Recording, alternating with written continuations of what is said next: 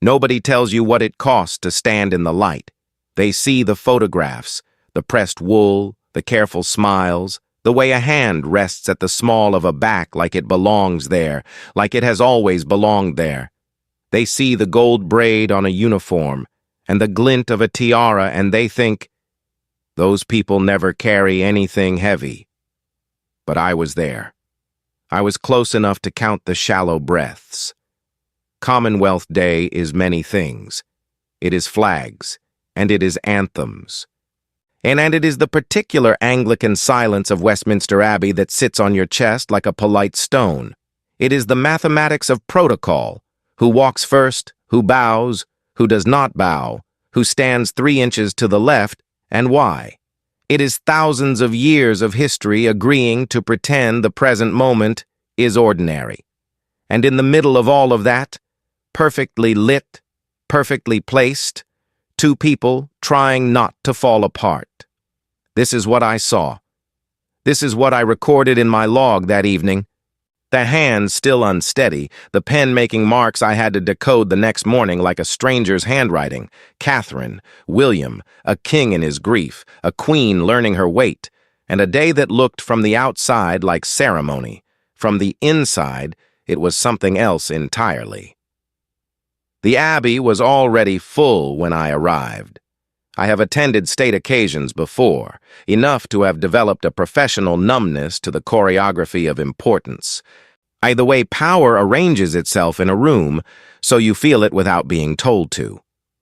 I carry a small notebook. It is a habit my supervisor calls eccentric and I call necessary. I write things down not because I will forget them, but because writing forces me to see them clearly, and clarity is the first casualty of ceremony. I found my position near the left transept, behind a column, slightly recessed. A good vantage point, unobtrusive.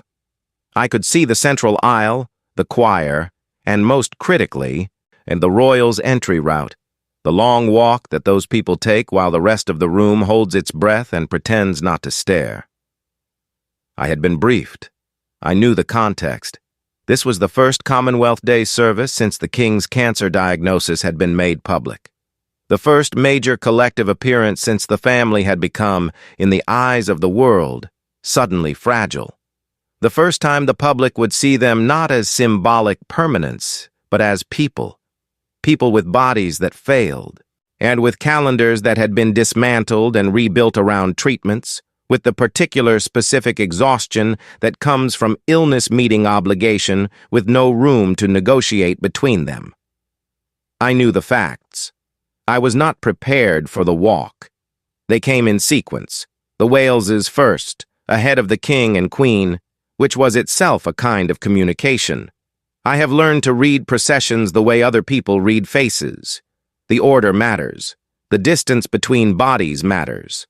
Who looks straight ahead and who allows their gaze to briefly travel the room. All of it is text if you know the alphabet. William walked with the posture of a man carrying something invisible and very heavy, and choosing in real time with each step not to put it down. His jaw was set in a way I recognized not as coldness, but as the specific architecture of a person who cannot afford to feel anything right now and has built a temporary structure inside themselves to prevent it. Scaffolding.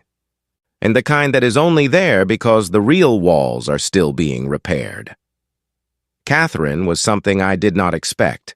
I had read about her recovery, the months of treatment, the withdrawal from public life, the photographs that had become subjects of their own controversy, the strange modern phenomenon of a nation worrying about a woman it did not know and then feeling guilty for worrying, as though concern was a kind of trespass. I had formed an image. The image was wrong. As she walked with, I scratched out 3 words in my notebook before I found the right one. Precision, not stiffness, precision. The walk of someone who has rehearsed not the steps but the breathing, who has decided in advance exactly how much of themselves to give the room, and has measured it out like a pharmacist, not because she is cold, but because she has learned, recently in the most expensive kind of school, that she is finite. that there is a limited amount of Catherine to go around. And she is the only one responsible for managing the supply. She was in a red coat. I wrote that down. Red. I underlined it. The choice of red in a room full of sober blues and blacks and the muted gray that seems to be the official color of British restraint. It was not accidental. Nothing at that level is accidental. But there is a difference between a strategic choice and a genuine one, and what I felt looking at her was that this red was both. She had worn it like a declaration. I am here. I came back. Look, they took their seats. I watched the micro-interactions, the brief incline of William's head toward hers, a millimeter of movement that communicated something I could not fully decode. Not reassurance, exactly. More like, I know, I see you. Keep going. Her response was nothing visible at all, which told me everything, because the absence of a response to reassurance means the reassurance landed, means it was absorbed, means it was needed. The king and queen entered. And here is where my notes become less reliable because I stopped writing and simply watched. Charles III has the face of a man who has lived inside duty for so long that duty has become indistinguishable from the self. I do not mean that as cruelty. I have come to believe that some people are genuinely formed by their function, the way a river is formed by its banks, not trapped by them, but shaped, given direction, given force. He moved with the care of someone who has been told by doctors to be careful and is choosing, in public, to ignore that instruction just enough to project normalcy without quite achieving it. His color was not right. I noted it. I did not write what I thought it meant. Camilla walked beside him with the particular steadiness of a woman who has spent years being underestimated by people who needed someone to underestimate and has quietly, methodically, transformed that underestimation into load-bearing capability. She was watching him without appearing to watch him, the way you monitor something precious without making it feel monitored. The Abbey settled into its ceremonial register, music, words, the vast institutional machinery of collective reverence running on rails it has used for centuries. I should have been taking notes. I should have been doing my job, cataloging the symbols, cross-referencing the Commonwealth delegations, and tracking the programmatic intent of each element. Instead, I kept watching Catherine. She was listening to the service with the stillness of someone who has recently learned to appreciate stillness because it was taken from her. Her hands were in her lap, not clasped, not fidgeting, just resting, present, settled, voluntarily at rest rather than being physically forced there by illness and recovery and the long months of being horizontal when the entire pull of your nature is vertical. At one point, I cannot tell you why I noticed this, only that I did.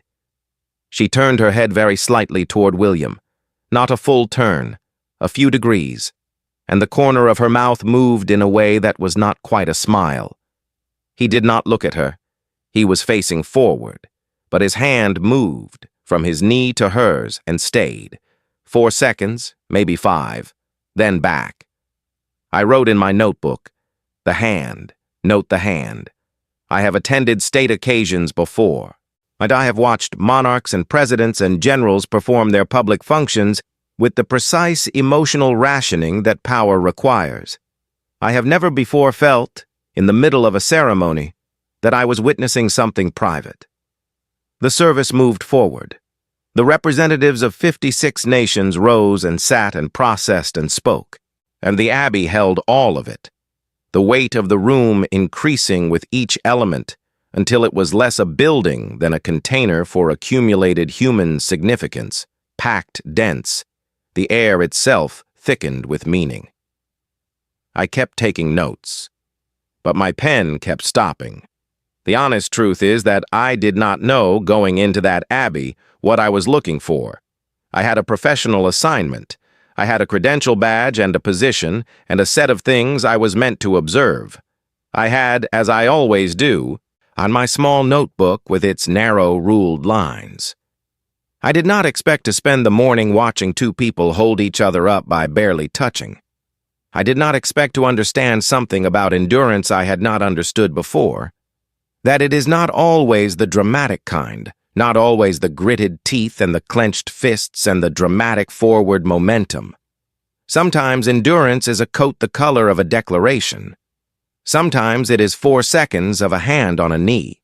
Sometimes it is simply showing up, being visible, saying with your body to a room of thousands and a world beyond them, I am not finished. We are not finished. Look. The first hymn ended. I pressed my pen to the paper and wrote nothing for a very long time. There is a moment in every public ceremony, I have attended enough to know this as a near physical law, when the performance and the person behind the performance separate briefly, like a seam under pressure. It never lasts long. Professionals close the gap in seconds. They are trained for it, conditioned by years of practice to recognize the split and seal it before the room notices. But if you are positioned correctly, if you know where to look, if you have been doing this long enough to have calibrated your attention to the frequency of that specific fracture, you see it. I saw it twice on Commonwealth Day. The first time was during the reading. A long passage, someone at the lectern. The particular cadence of formal speech that tends to smooth the room into a kind of collective passivity. I had let my own attention drift fractionally, cataloging the choir's arrangement, noting a delegation I needed to cross-reference.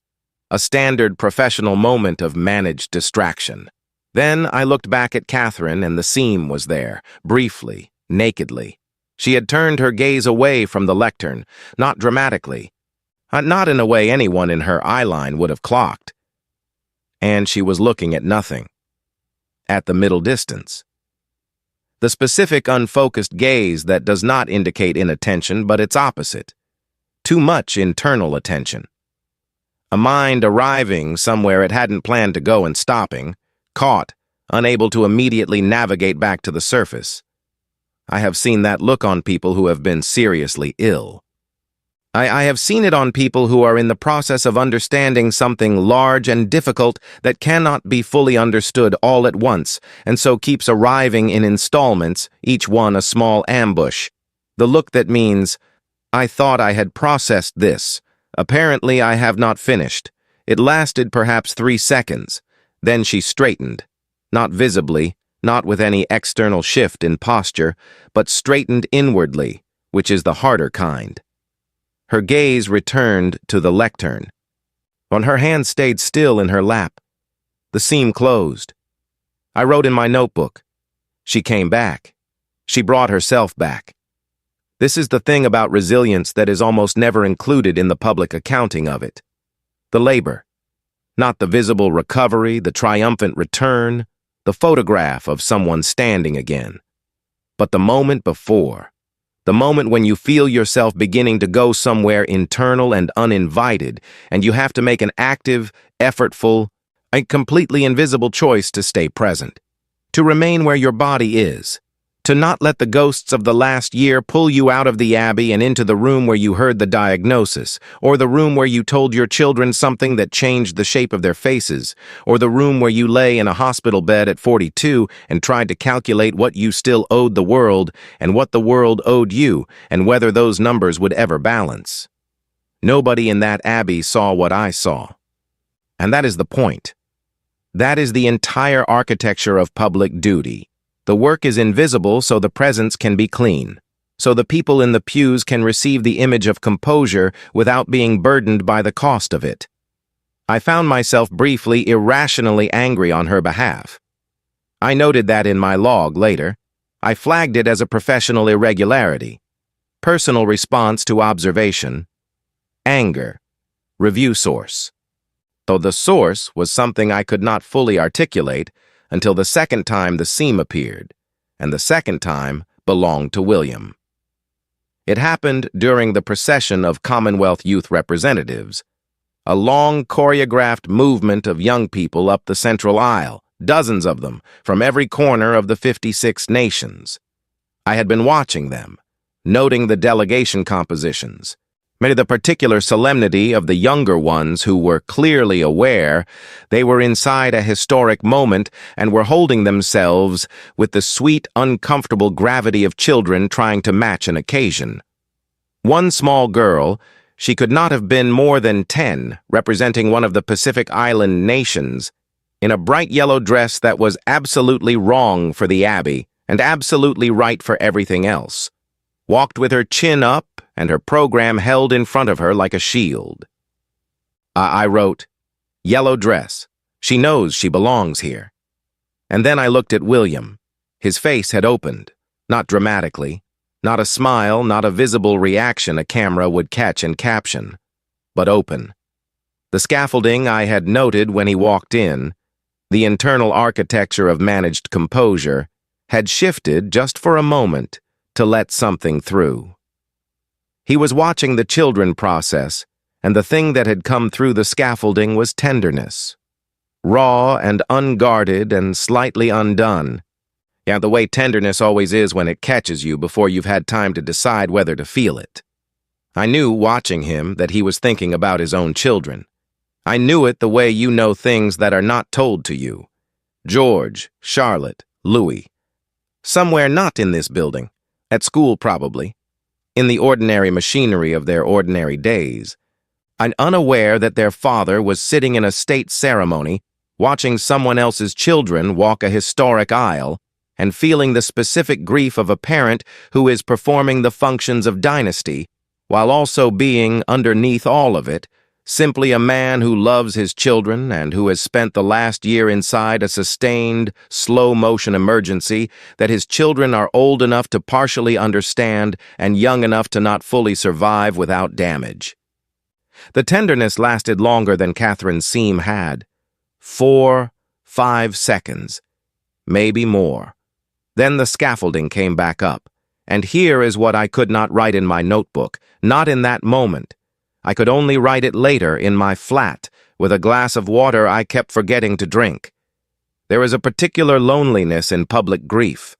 In private grief, you are allowed to be wrecked. You are allowed to cancel things, to not appear. To fall apart in ways that are visible and witnessed and held by the people near you. In private grief, there is at least the mercy of correspondence. Your outside can match your inside. These two people had spent a year in public grief without any of that. Catherine's illness, then Charles's illness, then the calculus of who appears when and what it signals, and how much absence the institution can absorb before absence becomes its own story. They had been making these calculations while sick, while frightened, while trying to maintain a marriage and raise 3 children and sustain the particular specific performance of royal humanity that a constitutional monarchy requires, which is harder than any other kind of performance because it asks you to seem fully human while being structurally prevented from being treated as one. I turned a page in my notebook. I looked around the Abbey at the 56 nations assembled. And the flags and the faces and the enormous collective architecture of belonging that the Commonwealth represents, contested, complicated, carrying its own histories that do not fit neatly into the frame of celebration, but are present regardless, the way all histories are present regardless. And at the center of it, this family, this specific arrangement of people who had not chosen their function any more than a river chooses its banks, managing, returning, present. The second hymn began, and the sound of it moved through the Abbey like weather, the way choral music in stone buildings always does, always has, the sound bouncing off centuries until you cannot tell where the music stops and the architecture begins. I stopped taking notes. I just listened. In the row ahead of me, a woman I did not know had tears on her face. She was not looking at the royals. She was looking at the choir. But I understood, in the way that rooms like this eventually force you to understand things, that she was not crying about the music. She was crying about the year. Her year, maybe. Or the year in general. The weight of all the things that had happened to all of them, all of us, that had not quite been processed because there had been no ceremony for it, no official acknowledgement, until now. Until this room. Until these people standing at the front of it, holding themselves upright in red coats and invisible scaffolding, and being visible on behalf of something larger than themselves, and in doing so, giving everyone else in the room permission to feel the weight they'd been carrying alone. That is the transaction, I thought. That is what the light costs, and what it gives back. The service ends the way all great ceremonies end, not with a conclusion, but with a release. The music does not stop so much as it opens outward, past the walls, made through the stone and into the March air outside where the world has been waiting. The congregation rises. The movement in the room shifts from the vertical and formal to the lateral and human. People turn to each other. The specific small sounds of a crowd returning to itself, the exhale, the whisper, the shuffle of programs being folded away. 2 hours of held breath collectively let go. I stayed near my column longer than I needed to. Habit. Also, I wasn't ready to leave. And there is something that happens to me after certain events, not all of them, not even most of them, but the specific ones that have gotten inside my professional defenses and done something structural to my understanding. A recalibration. My supervisor calls it susceptibility. I call it the only evidence I have that I'm paying attention. I watched the recessional, the king and queen first, then the Waleses, the reverse of the arrival. The room now warm and slightly louder than its ceremonial register. The faces of the attendees turned toward the procession with the particular expression of people who have been moved and are not yet sure what to do with that. Some of them were holding phones. The photographs they were taking, I thought, would be technically accurate and emotionally useless. You cannot photograph what I had seen. The seams are invisible. The hand lasts 4 seconds. And the yellow dress is a detail nobody thinks to focus on. Catherine passed within perhaps 12 feet of where I stood. Close enough this time to see what the earlier distance had obscured. She was tired. The particular kind of tired that lives below the surface of composure and only shows in the eyes, a specific weight in the gaze, a flatness at the edges that has nothing to do with emotion and everything to do with the body accounting for what it has been asked to do. And she had given the room everything she had contracted to give it, and the body was running the tab. But there was something else. And this is the thing I struggled to write accurately when I got home that evening, the thing I crossed out 4 times before I found language that didn't feel like an overreach. She looked like someone who had just survived a proof, not a victory exactly. Not the triumphant return I might have anticipated or that the photographs would be cropped to suggest. And something quieter and more durable. A woman who had stood up inside a specific test.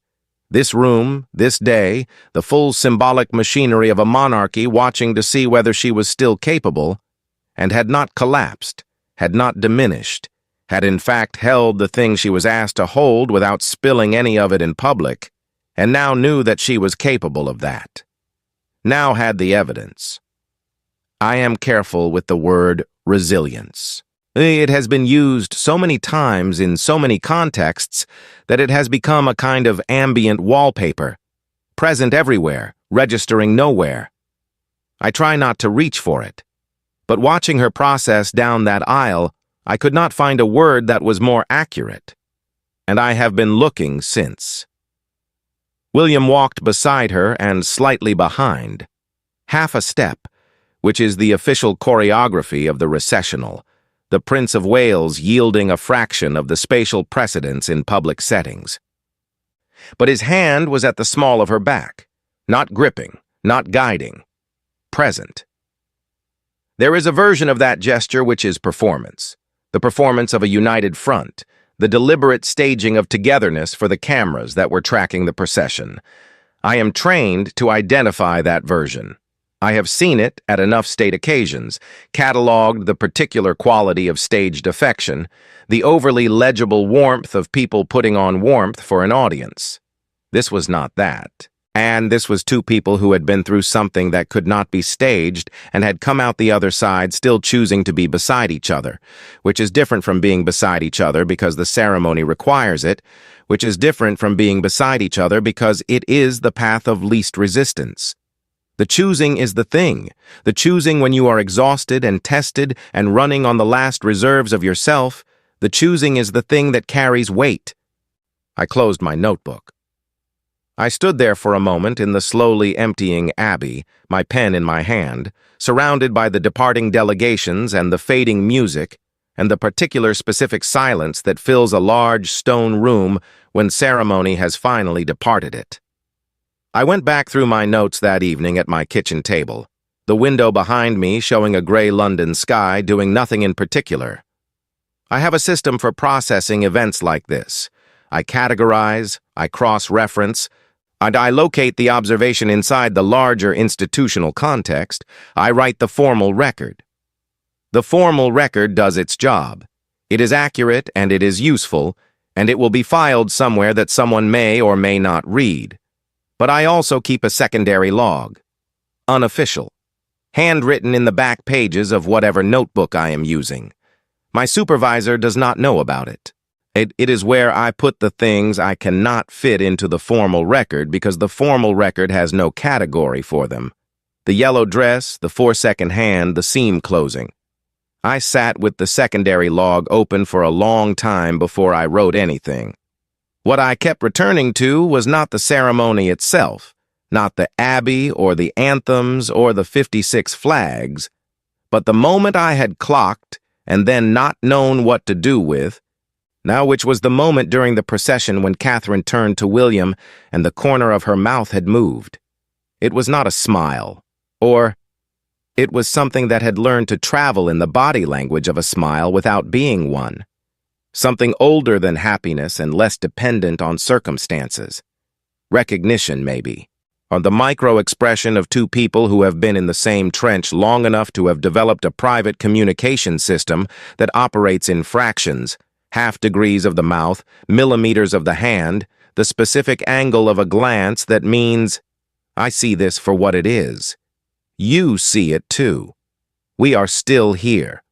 I wrote that down. Then I wrote, the room thought it was watching duty. What it was watching was something harder to name and more worth seeing. I left 3 lines blank after that. Not because I ran out of things to say.